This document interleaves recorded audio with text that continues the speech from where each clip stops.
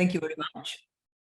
Thank you very much, and welcome everybody to this 15th session entitled Change Starts with Awareness. I must say that although I'm a bit out of context because I'm a physicist, I'm not a statistical person. However, we are very close, scientifically speaking. I'm very honored today to chair these sections for, I would say, a couple of reasons. First of all, because I definitely agree with the title of this session, and I strongly believe that, you know, any rigorous or, say, scientific way to raise consciousness and awareness about gender gap in many contexts, including academia, is by providing, you know, statistics. So collection of data and elaboration of data and production of statistics is extremely important for trying to, you know, to raise awareness about gender gap. The second reason, but it's not the less important, why I'm honored to be here today, is because I have been collaborating with Francesca, Erika, and Mariangela in many activities inside our university, devoted at, you know, raising consciousness about the gender gap in many disciplines, like, for instance, STEM disciplines, and try to counteract, you know, attitudes or stereotypes that may increase, or at least sustain this gender gap. In particular, now in these days, we have been collaborating on a project funded by the European program RRF, the post-COVID program. And this project is primarily devoted at this kind of, you know, investigating this kind of topics, investigating gender gap in our university, and try to build up affirmative actions, or in any case, politics, to counteract this gap, both in education, we are talking about schools close to us, and inside our university. Okay, but it's time to start. So I will introduce the first speaker, Francesca Gresini. She's a professor at the University of Milano Bicocca. She will talk about a new parametric approach to gender gap with application to EU SILC data in Poland and Italy. Okay, Francesca, stage is yours. Thank you for the nice introduction. I will share my screen and I will open like a presentation. Okay, so this, can you see my screen? Yes. Thank you. Perfect. So this is a joint work with a colleague from Poland, so from Łódź University, Alina Jędrzejczak and Kamila Czyzinska. And this is why we restricted our analysis, we focused our analysis on EU SILC data in Poland and Italy. We know that real income distribution comparison are of interest to policymakers across European countries. And nowadays, a crucial component of income inequality remains the discrepancy between men and women, often called the gender gap. Gender equality should be viewed as a multidimensional concept, because gender equality means equal economic independence for women and men. It refers to equality in decision-making, empowerment, participation of both sexes in all spheres of public and private life, to enrich society. And in a broader setting, it requires also equal dignity, integrity, and the ending of gender-based violence. But here we focus just on income, gender gap, and related to education, working time, and managerial position. Since the gender gap is related to the whole distribution of income in a population, popular single metric like the mean or the median are not adequate. So for this aim, we will begin by comparing histograms and estimated models. Previous studies applied the relative distribution method, which is a non-parametric method approach to the comparison of distribution. So here we want to introduce a parametric counterpart of the relative distribution method, which allow the comparison among distribution, say, of women and men, along all the percentile of the distribution. This is the advantage of the method. So the first aim here is to introduce our parametric approach for estimating the relative distribution on the base of empirical data from Poland and Italy coming from the EU SILC survey. The method turned out to be relevant to describe the gender gap over the entire income range, and to evaluate the third step, to evaluate the impact of the main drivers on income discrepancies between men and women. We considered the education level, the working time, and the position held in the two subpopulations to assess how they partially account for the gender gaps in both countries. So the problem formulation, we move toward a view on how the entire distribution of women earnings relative to men's compares. And we want to go through to next natural step, check whether a parametric approach could be of help. And we are in the search for the socioeconomic factors that could explain the differences observed in the income distribution for men and women.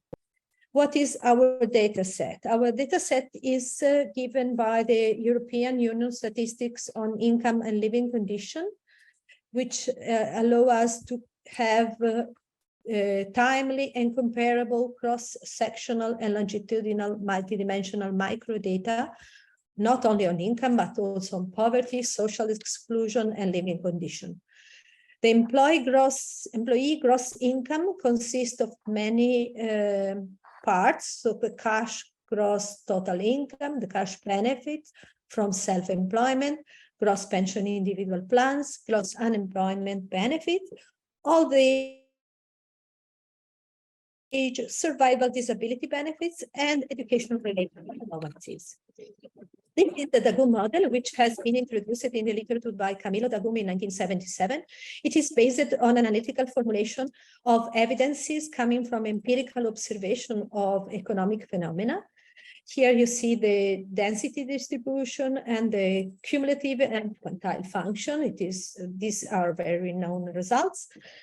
And sigma, Dalla, and log normal are also two very important models when we deal with income distribution, for being asymmetrical, for being unimodal. So all the nice properties we want to have in order to fit well our empirical distribution of income.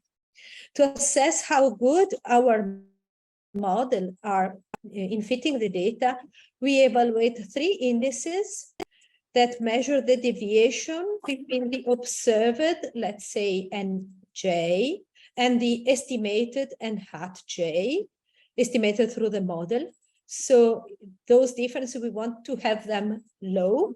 So the lower of those A1, A2, A2 prime, the lower the better fit, while the coefficient of similarity will be the better for higher value, more similarity between the empirical and the model. Here we have our first inferential result. We have in those two plots the histograms of income data for Italian women on the left panel and for men on the right panel. You see that the women histogram has more mass on lower incomes, while the men histogram elongates to the right. We say that the tail distribution is heavier. We also have here the estimated model superimposed to the histograms, the estimated Dagum in blue, the sigma Dalla in red, and the log normal in yellow.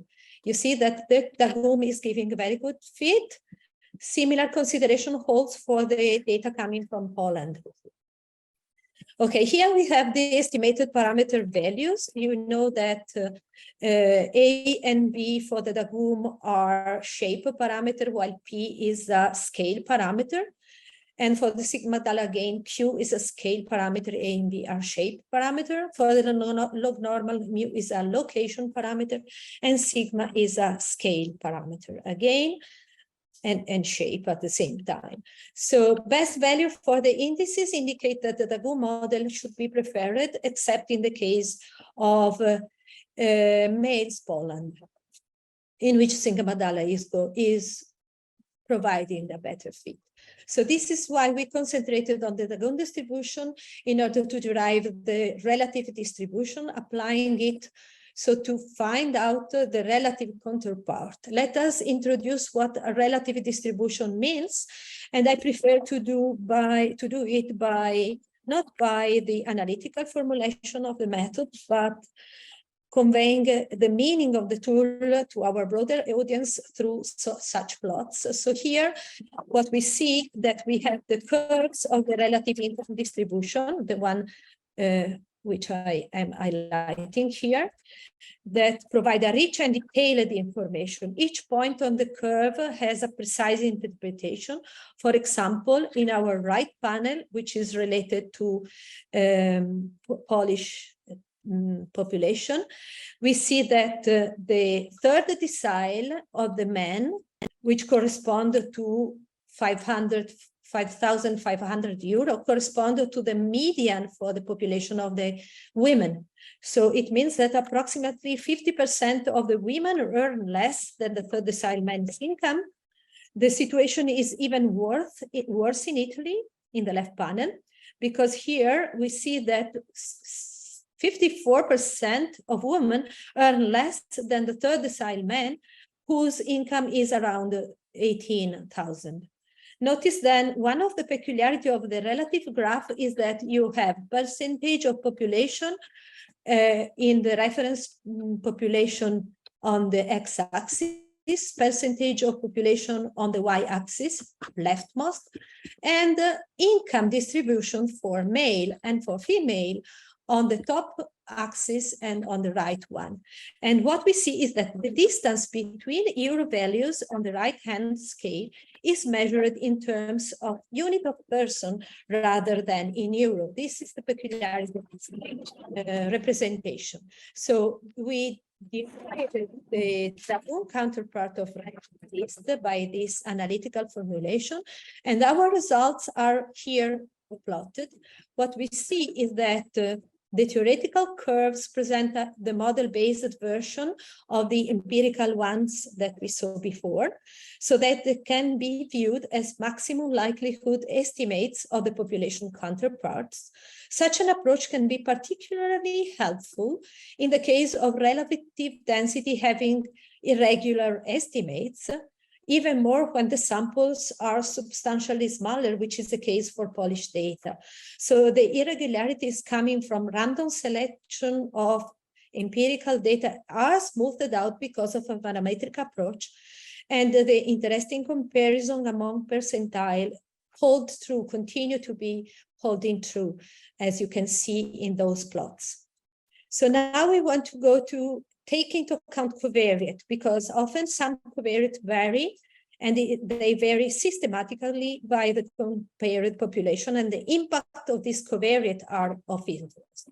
So suppose that the education composition is different in the reference, the men distribution, and in the comparison, the women population. We want to quantify the impact of this difference on income distribution.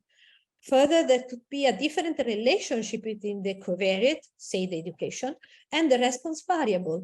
So our purpose is to separate out those two effects, the compositional effect, which measures the shift in the covariates from one population to the other, which also says something about the gender gap, and a second term, which is the residual effect obtained by adjusting the reference, say the man population, to have the same marginal covariate composition as the comparison, the women population.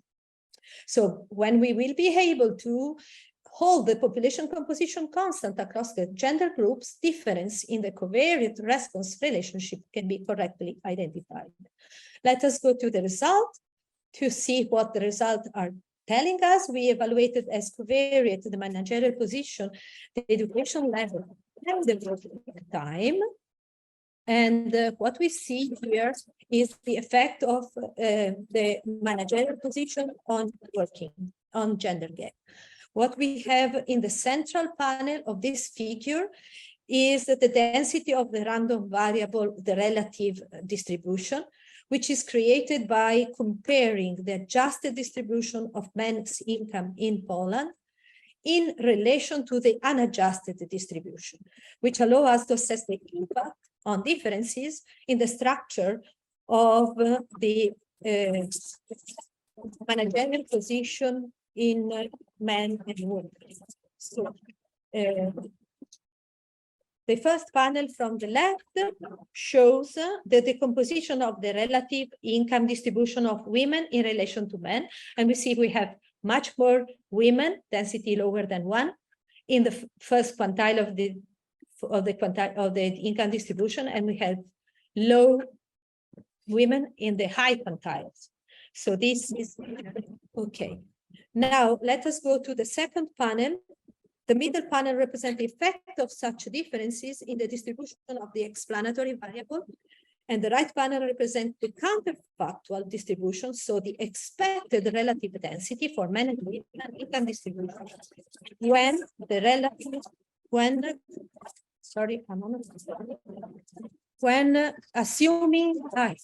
we are assuming the same profile of position held in both groups.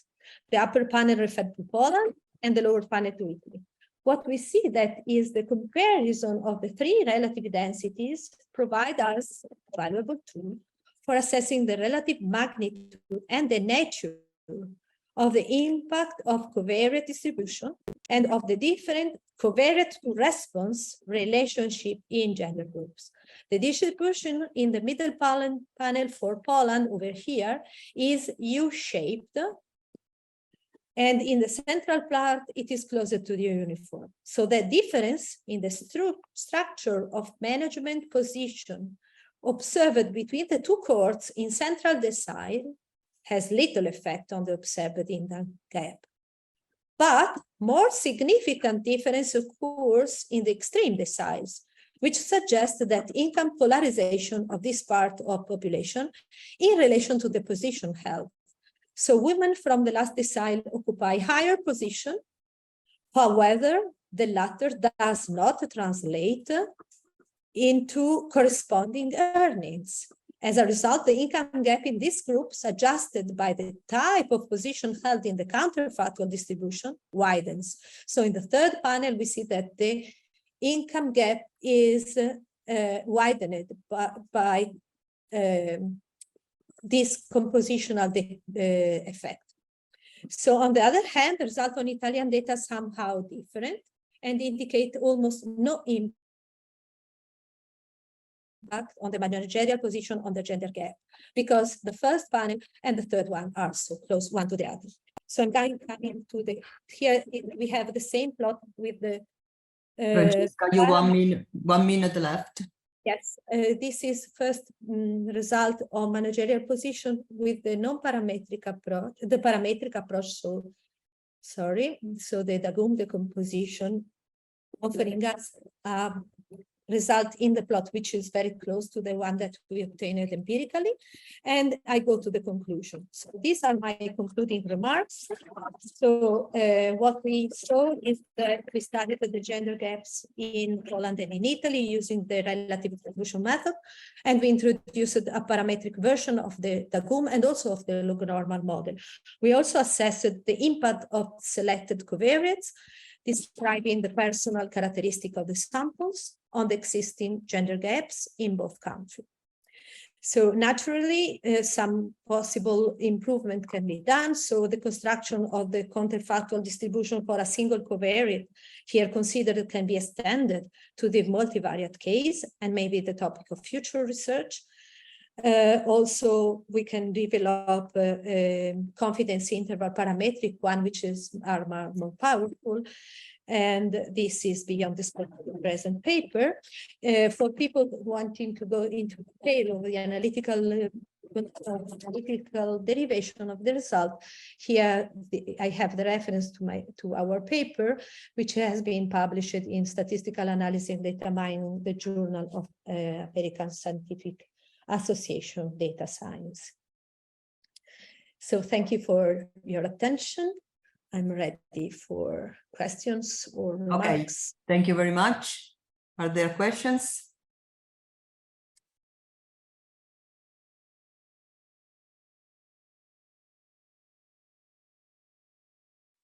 I have a question, general Yeah. question.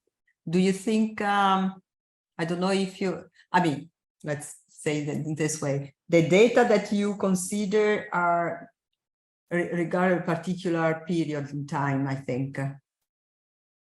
Do you think that if you add the time coordinate, you look at this data back in the past, the situation has improved a little bit, or there is no improvement?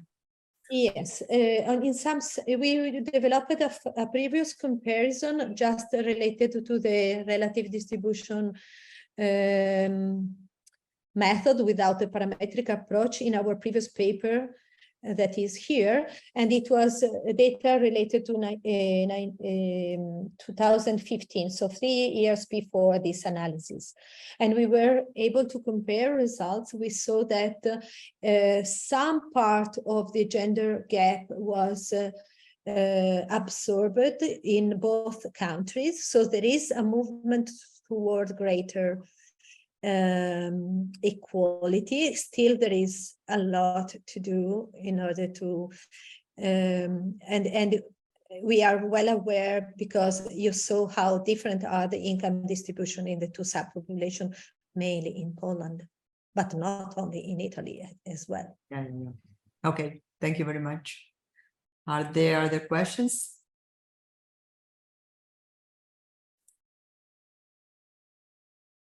Okay, if not, we thank Francesca again for this nice talk, and we move to the next speaker, Erika Grammatica. So you should be able to share your screens, hopefully. So Erika Grammatica, she's a researcher in the University of Milano Bicocca, and she will teach us about bridging the gender divide, a in-depth comparative analysis of nations. Take it away, please. Okay, thank you, Silvia, for the introduction. I am happy to be able to present my work on the International Day of Women in Statistics and Data Science. Joint work with Professor Francesca Greselin and Mariangela Zenga at the University of Milano Bicocca. This research delves into the intricate realm of the gender gap, using a carefully curated selection of indicators across different countries. My agenda, I start with a brief introduction on the gender divide. Then I move on to explain the methods used to obtain the temporal trajectories. I show the application and the main result obtained. Finally, I conclude with a summary and proposals for future research.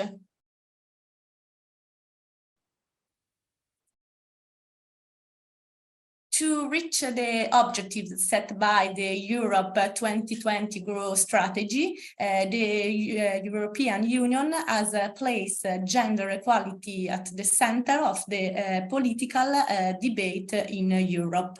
In this study, the Gender Equality Index, developed at the European Institute for Gender Equality, was taken into consideration to analyze the dynamics of gender equality in different countries and over time.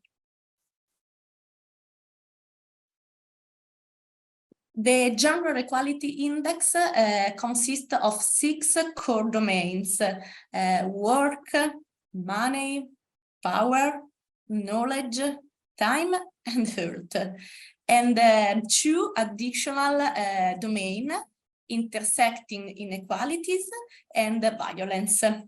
Each domain includes different indicators which were detected on women and men. In this project, the attention was focused on the work domain. More information of the Gender Equality Index can be found on the EAGE website.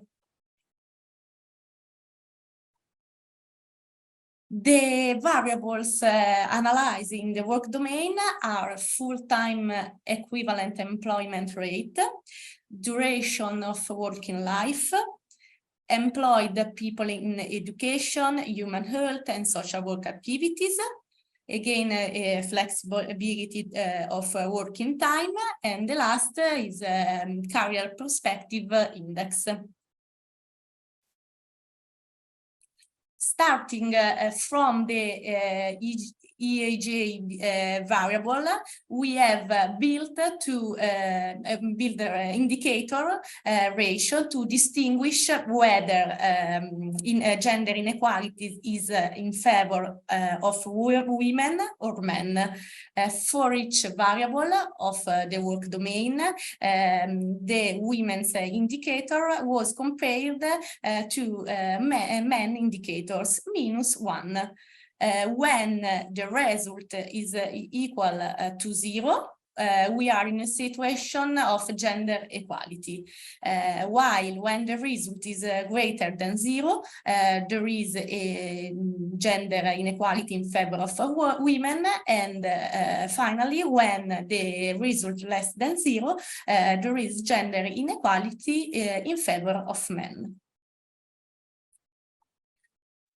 Our dataset consists of three-way data. The statistical units are the member state of European Union. The variables are the indices that relate women and to men. And finally, we have the years in which the variable were served in each state. For each year, we have a matrix given by e-units for each variable. The dataset was reorganized to obtain a single matrix of size unit year for variables. Principal component analysis was then performed to reduce the number of variables. The states for each year were visualized in the space spanned by the first two principal components. And finally, it was possible to trace the dynamic path of each state by connecting its point in different years. The application of principal component analysis allows to identify the association of the European Union member state with the indicator of the work domain. It also allows us to show the evolution of gender inequalities in the work domain over the considered period using the time trajectory. Okay, two principal components have been identified that have a value greater than 1, and together explain 67% of the variance.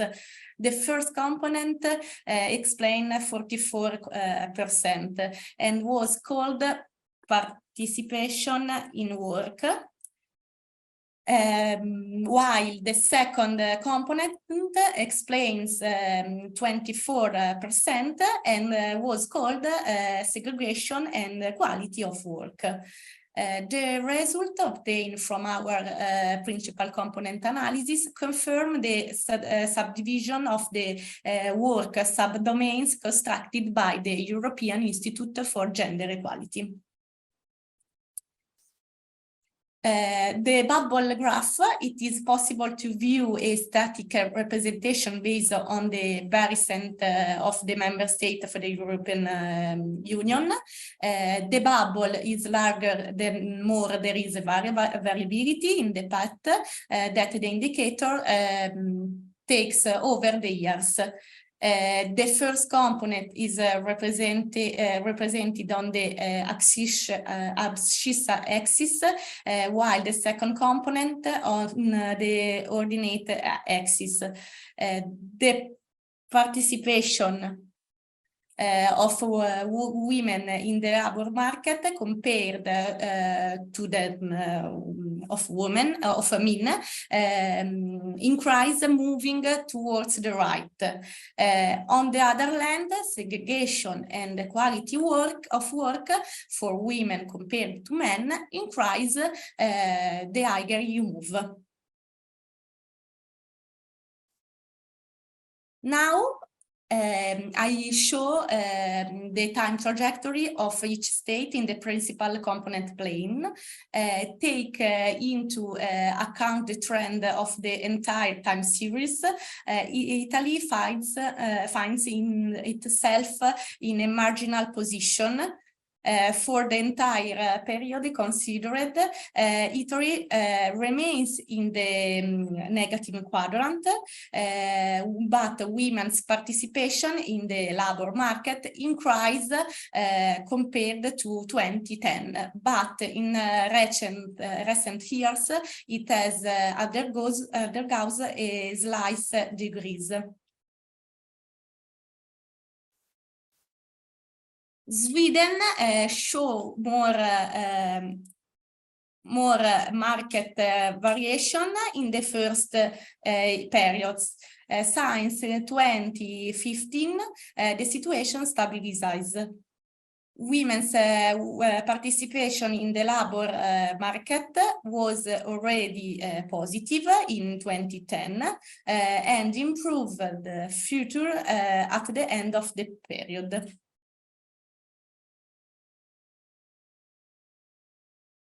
In the end, Luxembourg and Romania, but change deal over the years. Luxembourg moves towards a situation of better participation of women in the labor market, while Romania improved the quality of women's work compared to men.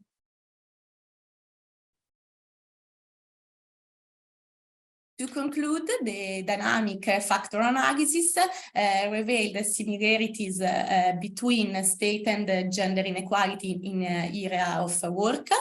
It also made it possible to visualize the time trajectory of the work-related indicator for each state throughout the period considered. In the future, it will be possible to extend the time interval to lengthen the trajectories and extend the study to the other domains of the gender equality index, money, power, knowledge, time, and earth. Thank you everyone for your attention. Thank you very much, Erika, for this nice talk. Are there questions?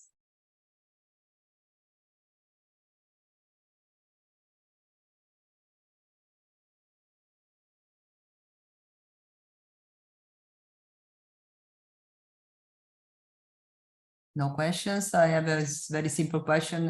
Is in general difficult or easy to find this kind of data? This data is easy because the European Institute of Gender Equality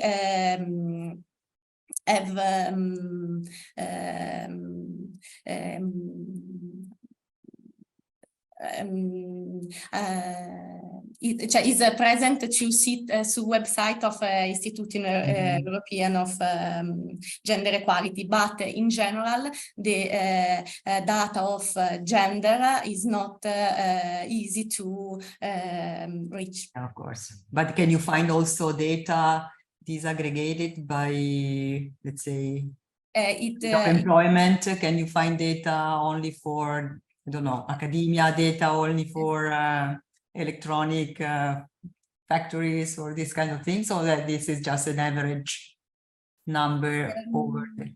Is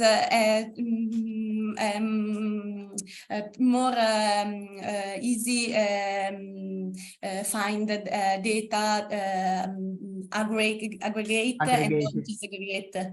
Okay. It's a problem find data. The disaggregated data, in context different. Yeah. Okay, thank you very much. Thank you. Any other question? If not, let's thank Erika again. And let me introduce the last speaker of this session, Mariangela Zenga. She's a professor at the University of Milano Bicocca. Yeah, here she is. So she will talk about social oocyte freezing and economic decisions, perspectives of Italian women. Please. So thank you so much, Silvia, for this presentation. Today I will show results about research that we had with Emanuela Rinaldi from University of Milano Bicocca and Pamela Tozzo from University of Padua. So what about I think that, Okay, so here briefly my agenda today is a brief introduction, which is social freezing, and I will discuss about the survey and the results that we find. Then finally, I will have conclusion and discussion. So first of all, we have to say, why do women in Italy have children later or have few of them? So first of all, we need to introduce what is social freezing, the meaning of social freezing. So social freezing, sorry, just a moment, because I'm, okay, sorry, okay. Here, okay, it's a refer to a procedure to cryopreservation of seed for non-medical reasons. So for non-medical, it means that if you want to have social freezing, for example, to cryoconservate or cryopreservate your oocytes for another kind that is not related to medical reasons. So, in this case, is a fertility preservation practice that has been the subject of recent research and has sparked a debate of various legal, ethical, sociological, psychological, and other related issues, in particular in Italy. So, in general, it's often necessary to incur significant economic costs prior to have a child and afterwards. So in this case, Italy faces up a significant issue of low birth rates combined with an aging population, which risks straining the welfare system of our country, influenced in part by women's choice, in this case, voluntary or forced.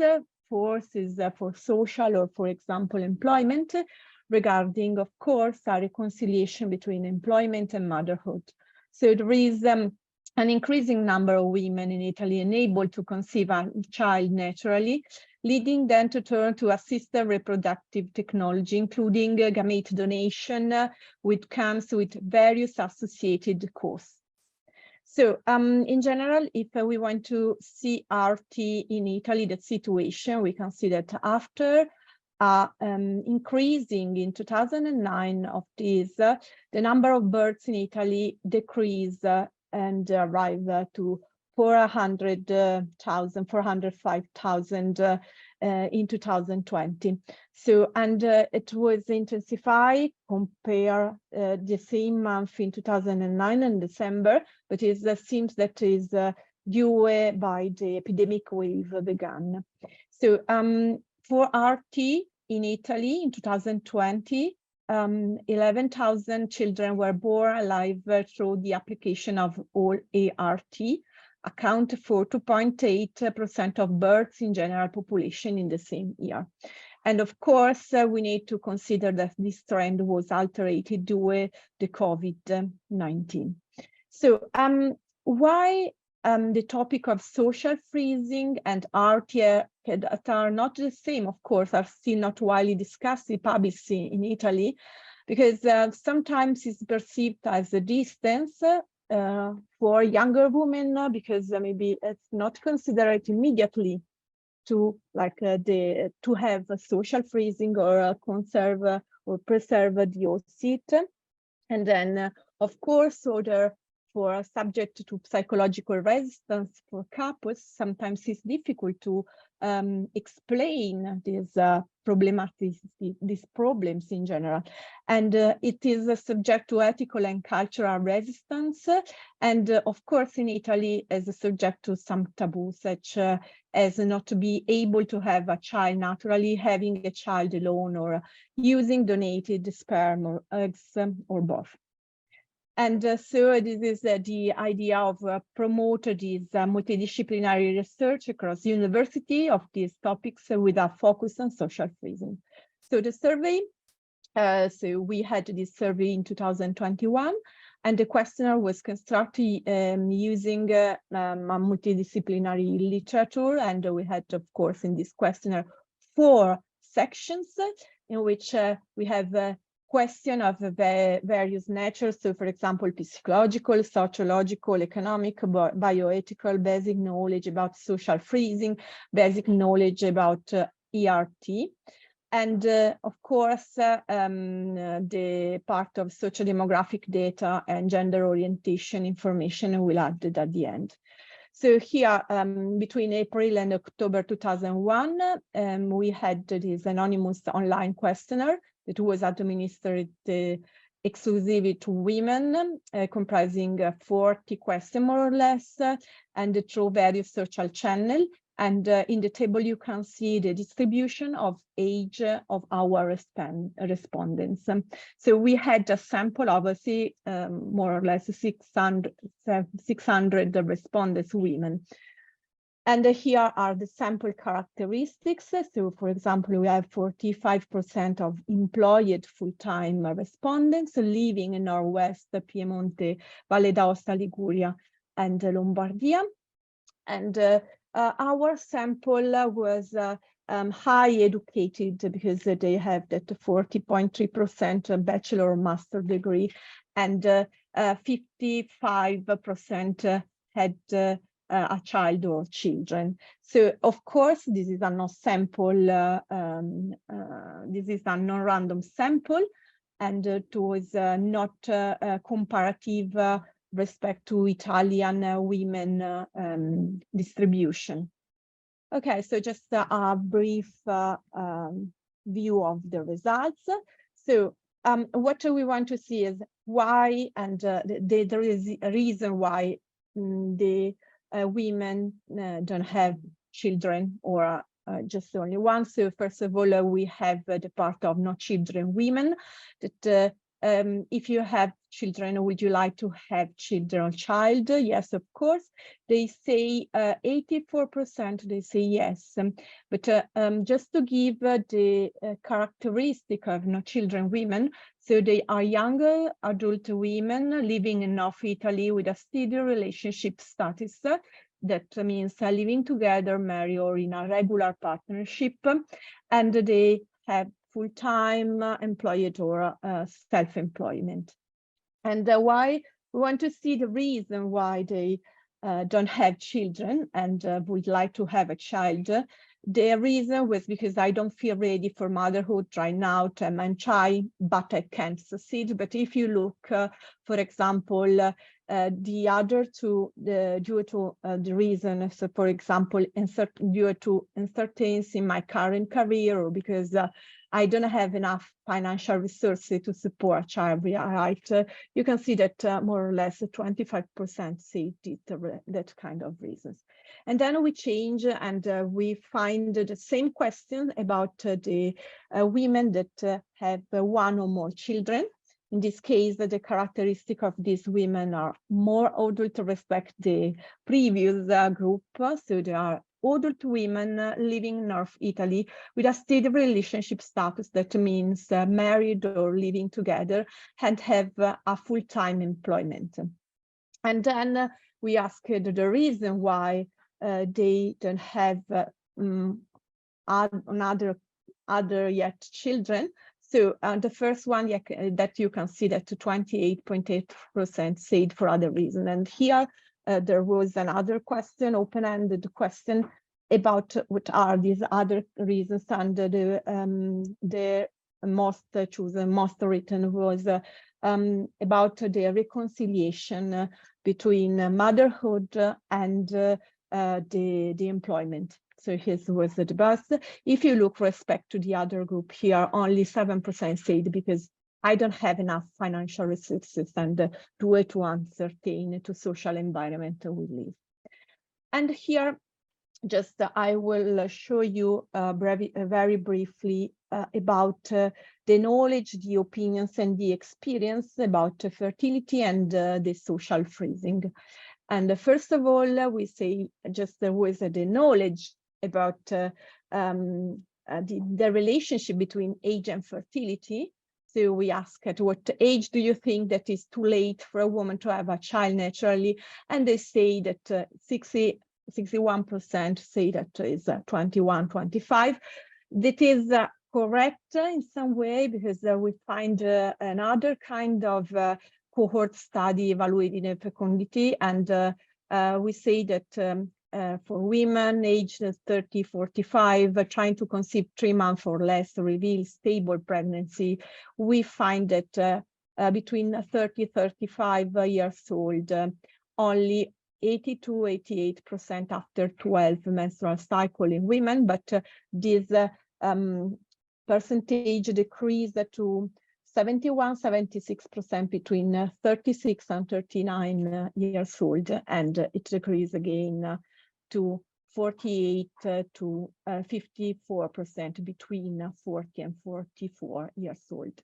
And then we ask between the knowledge about the relationship between age and social freezing. So what they ask is, in your opinion, until what age can cryopreservation for non-medical reasons be done with a good chance of achieving pregnancy as the eggs are taped? So they say the respondents say that the most chosen response was 35 years old. But in the truth, the optimal age for egg freezing, as reported in literature, was between 21 and 25 years old. And of course, in the truth, the majority of women freeze their eggs between 36 and 40, when the likelihood to have a healthy child is around 90%. So it's completely change the part of the opinion about this. So here we can find that we can underline that the knowledge about this is not correct. Then we add other kind of information. Of course, we have how many women do you know who have undergone social freezing, and 92% of the women say 0. But here we had an open-ended question asking about if they know one or more people. We asked to describe the opinion form about this their experience, and they seem that some women say that it was a painful procedure, and the others say that is the right things, or someone say unfortunately not. But I'm writing in uppercase because maybe some women I know have done it but don't talk about it. So it's like to underline something that is not talk about this kind of this kind of procedure. And many girls of my age don't even know about the existence of cryopreservation. It's still seen as a taboo topic and a little interest to many people. So then we had and asked about in Italy some question about the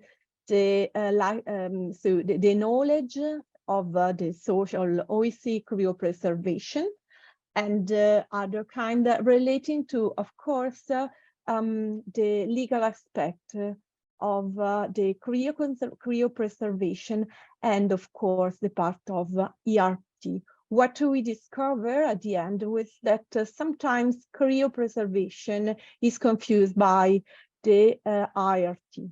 So in Italy, I say because in Italy we have a different maybe law practice respect to other countries.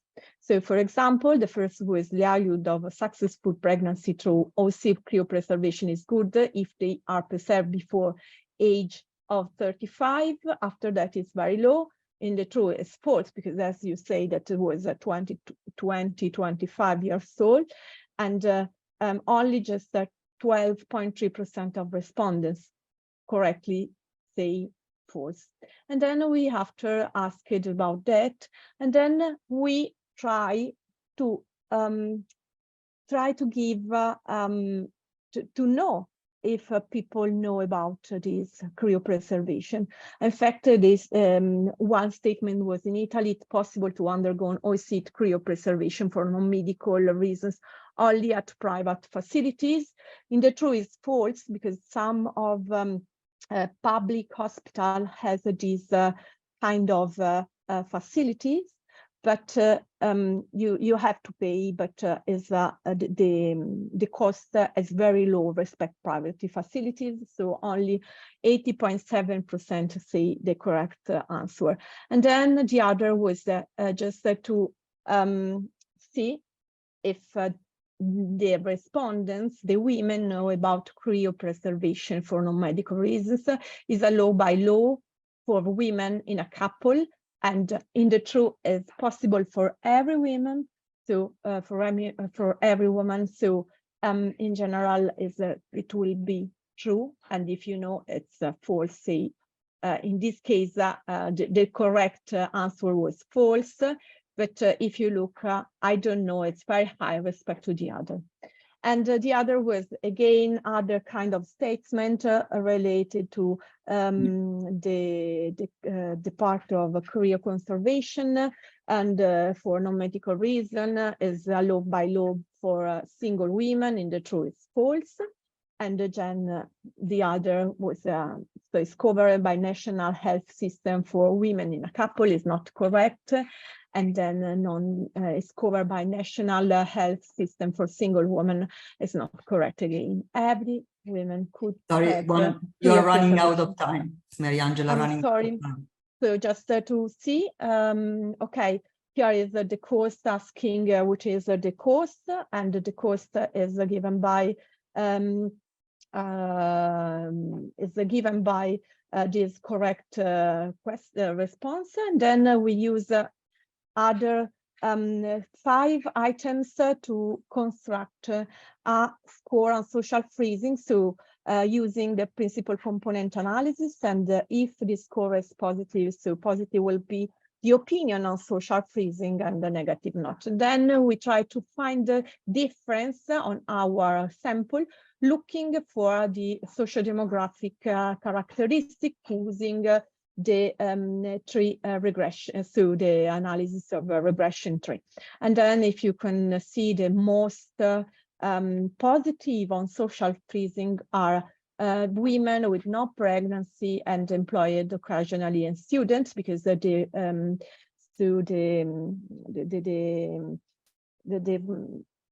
mean was greater respect to the other, and the lower favor on social freezing was given by this group that is with children and have no economic planner, occasionally employed and self-employed, and living in Northwest Italy and South Italy. We had also 2 questions about some. Sorry, I have to stop you. Yeah, sorry. Angela, okay. Yes. Sorry. Just okay. Okay, just very briefly for the conclusion, in our sample, a complex of factors emerged, so economic motivation. So the other was I'm trying, but I can't make it, and the limit knowledge of fertility cycle and navigable techniques.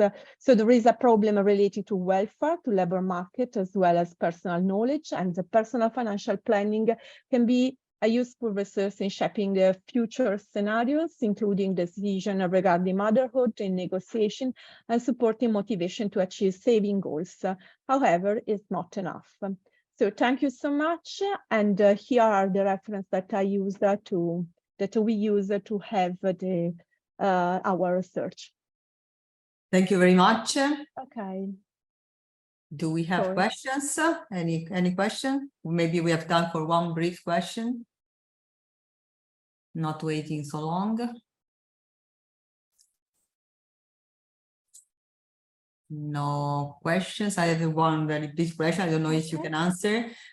Did you do any comparison with other countries, even at a qualitative level? Do you expect Italy, I mean, the ignorance about the problem in Italy being See, the problem in Italy is not the knowledge. For other countries, for example, USA, this is a common technique that they use when they decided to cryopreservating oocyte and then have start the employment and then have when the level of the employment is reached by the women, maybe they have the possibility to use the oocyte, and then it's better because they cryopreserve when the women are very young. So it's the best that they can do.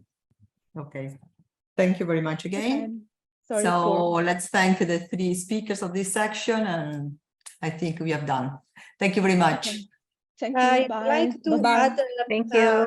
Bye-bye. I'd like just to add a special thank to the organizer for letting us organize this session and for giving us the opportunity to present our talk. Thank you very much to all the organizers.